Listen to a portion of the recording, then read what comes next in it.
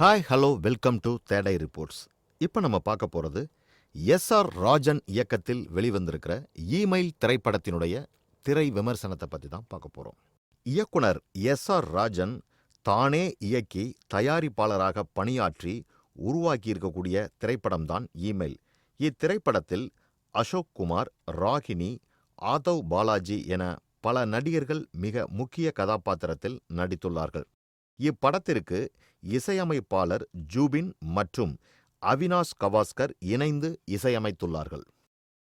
Email என்பது ஒரு thriller திரைப்படமாகும். இது ஆன்லைன் கேமிங்கில் இருண்ட மற்றும் அடிமையாக்கும் உலகத்தை ஆராய்கிறது. ஆவேசத்தினுடைய ஆபத்துகளையும் தார்மீக எல்லைகளை கடப்பதால் ஏற்படக்கூடிய விளைவுகளையும் வெளிப்படுத்தியிருக்கிறது.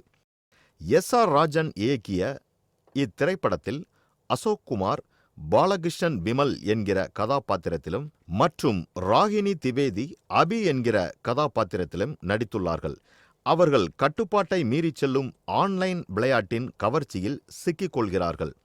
மின்னஞ்சல் என்பது ஒரு எச்சரிக்கை கதையாகும். இது யதார்த்தத்துக்கும் அப்பாற்பட்டு அதிகப்படியான கேமிங் நபர்களுக்கு ஏற்படக்கூடிய உளவியல் பிரச்சனையை விளக்குகிறது. பாலகிருஷ்ணன் மற்றும் திவேதி கதாபாத்திரத்தில் மிகவும் அழுத்தமாக நடித்துள்ளார்கள். விமலும் அபியும் கேமிங் உலகில் மோசமான நிலையில் சிக்கிக் கொள்ளும்போது பார்வையாளர்கள் அவர்களினுடைய இருக்கையின் நுனியில் அமர வைக்கிறது. படத்தினுடைய கதை ஒரு பரபரப்பான நிலையை அடைகிறது.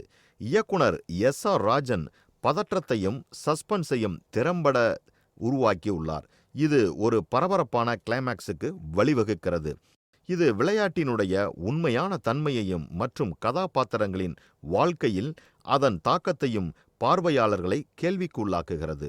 விமலும் அபியும் விளையாட்டின் பிடியிலிருந்து விடுபட போராடுகையில் அவர்கள் தங்கள் உறவுகள், தொழில் மற்றும் மனநலம் ஆகியவற்றின் மீதான அழிவு விளைவுகளை எதிர்கொள்ள வேண்டிய கட்டாயத்தில் உள்ளார்கள். திறமையான நடிகர்கள் உட்பட துணை நடிகர்கள் கதையினுடைய ஆழத்திற்கும் மேலும் படத்தினுடைய உணர்ச்சிகரமான அதிர்வுகளை மேம்படுத்தவும் உதவுகிறார்கள். படத்தில் காட்சிகள் மற்றும் ஒளி வடிவமைப்பு ஒரு பயங்கரமான சூழ்நிலையை திரையில் காட்டுகிறது. ஆன்லைன் கேமிங்கினுடைய வினோதமான மற்றும் அமைதியற்ற உலகில் பார்வையாளர்களை மூழ்கடிக்கிறது.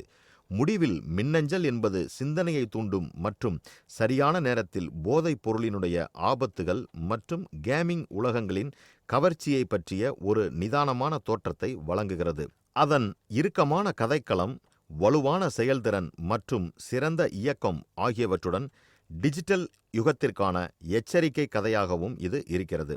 நீங்கள் த்ரில்லர்களின் ரசிகராக இருந்தாலும் அல்லது தொழில்நுட்பத்தின் இருண்ட பக்கத்தை ஆராய்வதில் ஆர்வமாக இருந்தாலும் இமெயில் கட்டாயமாக பார்க்க வேண்டிய ஒரு திரைப்படமாகும்.